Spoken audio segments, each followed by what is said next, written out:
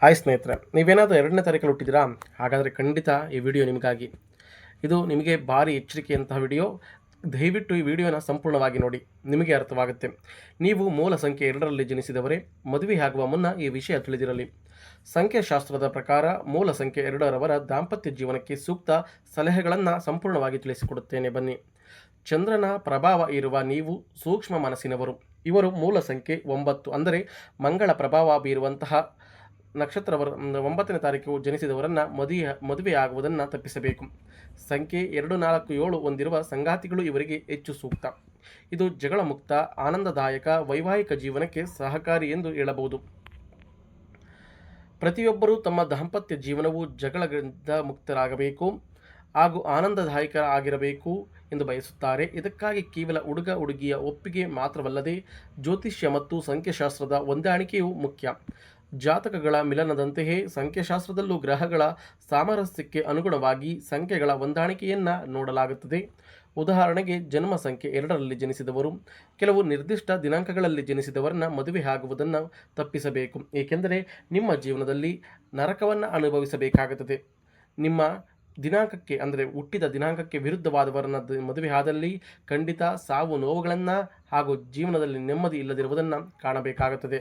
ಹಾಗಾದರೆ ಈಗ ನಾನು ತಿಳಿಸುವಂತಹ ಸಂಖ್ಯೆಗಳಲ್ಲಿ ನೀವು ಮದುವೆ ಆದರೆ ನಿಮ್ಮ ಬಾಳು ಬಂಗಾರ. ಸ್ನೇಹಿತರೆ, ಯಾರ ಮೂಲ ಸಂಖ್ಯೆ 2 ಆಗಿರುತ್ತದೆ?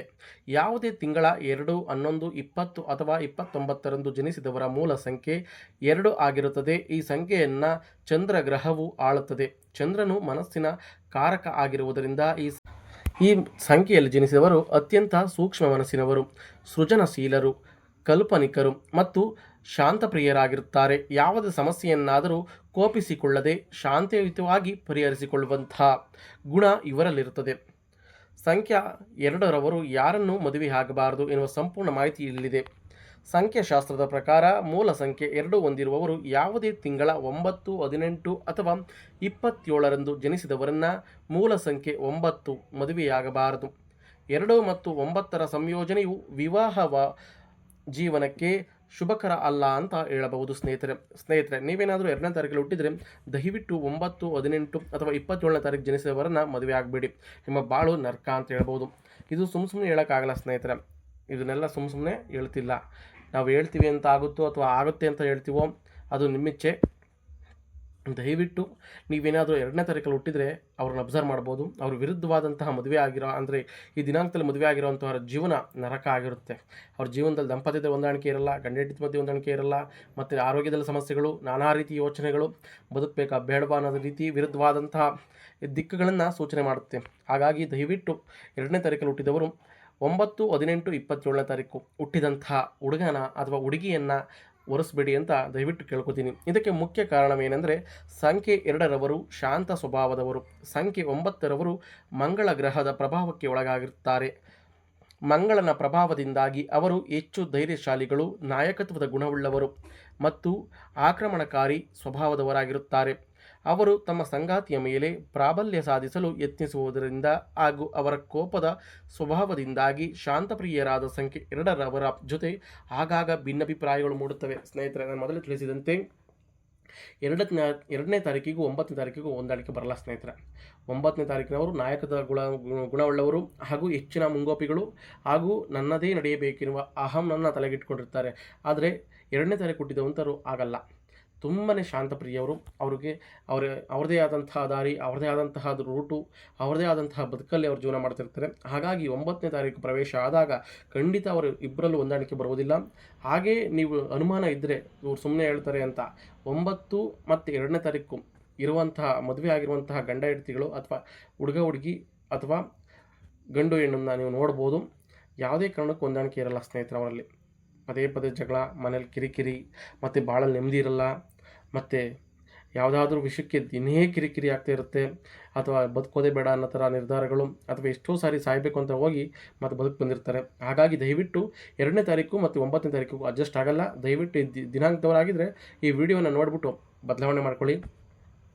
ಇನ್ನು ಸಂಖ್ಯೆ 2ರವರಿಗೆ ಸೂಕ್ತವಾದ ಜೀವನ ಸಂಗಾತಿ ಯಾರು ಅಂತ ತಿಳಿಸ್ಕೊಡ್ತೀನಿ ಬನ್ನಿ. ಅಂದರೆ ನಾವು ಯಾರನ್ನು ಮದುವೆ ಆಗಬೇಕಾಗಿದ್ರೆ 2ನೇ ತಾರೀಕು ಹುಟ್ಟಿದವರು ಯಾರ ಜೊತೆ ಮದುವೆ ಆದರೆ ಯಾವ ಸಂಖ್ಯೆ ಅಂದರೆ ಯಾವ ದಿನಾಂಕದಲ್ಲಿ ನಮ್ಮ ಜೀವನ ಚೆನ್ನಾಗಿರುತ್ತೆ ಅಂತ ಕೇಳೋದಾದ್ರೆ ನೀವು ಸಂಖ್ಯೆ 2ರವರ ವೈವಾಹಿಕ ಜೀವನ ಸುಖವಾಗಿರಲು 2, 4 ಮತ್ತು 7 ಮೂಲ ಸಂಖ್ಯೆ ಹೊಂದಿರುವವರು ಅತ್ಯಂತ ಅನುಕೂಲಕರ ಸಂಗಾತಿಗಳಾಗುತ್ತಾರೆ. ಅಂದರೆ ಯಾವುದೇ ತಿಂಗಳ 2ನೇ ತಾರೀಕು, 4ನೇ ತಾರೀಕು, 7ನೇ ತಾರೀಕು, 11, 13, 16, 20, 22, 25, 29, 31ರಂದು ಜನಿಸಿದವರನ್ನು ಮದುವೆಯಾದರೆ ಸಂಬಂಧದಲ್ಲಿ ಸಾಮರಸ್ಯ ಹೆಚ್ಚಿ ಜಗಳ ಹಾಗೂ ಸಂಘರ್ಷಗಳ ಸಾಧ್ಯತೆಗಳು ಕಡಿಮೆಯಾಗುತ್ತಾ ಹೋಗುತ್ತವೆ.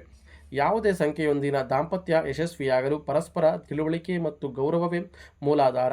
ಅದರಲ್ಲೂ ಸಂಖ್ಯಾಶಾಸ್ತ್ರದ ಈ ಸಲಹೆಗಳನ್ನು ಗಮನದಲ್ಲಿಟ್ಟುಕೊಳ್ಳುವುದು ನಿಮ್ಮ ವೈವಾಹಿಕ ಜೀವನಕ್ಕೆ ಮತ್ತಷ್ಟು ಸ್ಥಿರತೆಯನ್ನು ನೀಡುತ್ತದೆ ಎಂದು ಹೇಳಬಹುದು. ನೀವು ಕೇಳ್ಬೋದು ಅನುಮಾನದಲ್ಲಿ, ಹಾಗಾದರೆ ನಾವು ಗಂಡ ಹೆಂಡತಿ ನಾನು 2ನೇ ತಾರೀಕಲ್ಲಿ ಹುಟ್ಟಿದ್ದೀನಿ, ನನ್ನ ಗಂಡ 9ನೇ ತಾರೀಕಲ್ಲಿ ಹುಟ್ಟಿದ್ದಾನೆ, ನಾವು ಚೆನ್ನಾಗಿದ್ದೀವಿ, ನಮಗಲ್ಲಿ ಯಾವುದೇ ಥರ ತೊಂದರೆಗಳಿಲ್ಲ, ನಾವು ಅಚ್ಚುಕಟ್ಟಾಗಿದ್ದೀವಿ ಅಂತ. ಸ್ನೇಹಿತರೆ, ಗ್ರಹಗತಿಗಳ ಮೇಲೂ ಡಿಪೆಂಡ್ ಆಗುತ್ತೆ, ಇದು ತಲೆಯಲ್ಲಿರಲಿ.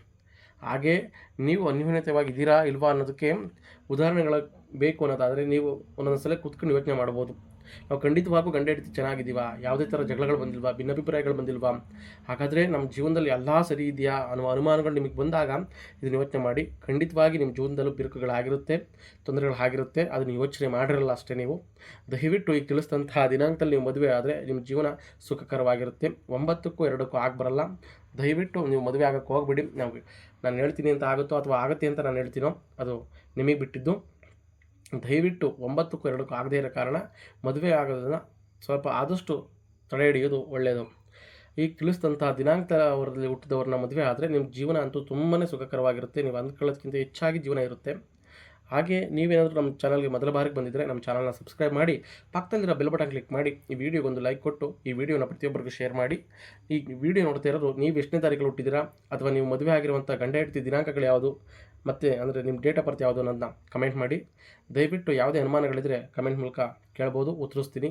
ಹಾಗೆ ಯಾವುದೇ ವಿಡಿಯೋಗಳನ್ನ ಸಂಪೂರ್ಣವಾಗಿ ನೋಡಿದ್ರೆ ಮಾತ್ರ ನಿಮಗೆ ಮಾಹಿತಿ ಅರ್ಥ ಆಗುತ್ತೆ.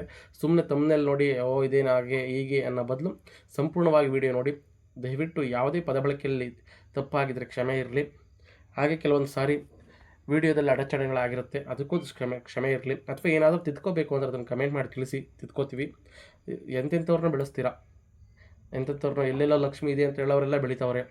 ದಯವಿಟ್ಟು ಸಣ್ಣ ಪುಟ್ಟ ಅಂತ ನಮ್ಮಂಥವ್ರಿಗೂ ಒಂದು ಲೈಕು ಶೇರ್ ಆಗಲಿ ಅಂತ ಕೇಳ್ತಾ ಈ ವಿಡಿಯೋ ನಾವು ಇಲ್ಲಿ ಕೊನೆ ಮಾಡ್ತೀನಿ. ಧನ್ಯವಾದಗಳು ಸ್ನೇಹಿತರೆ.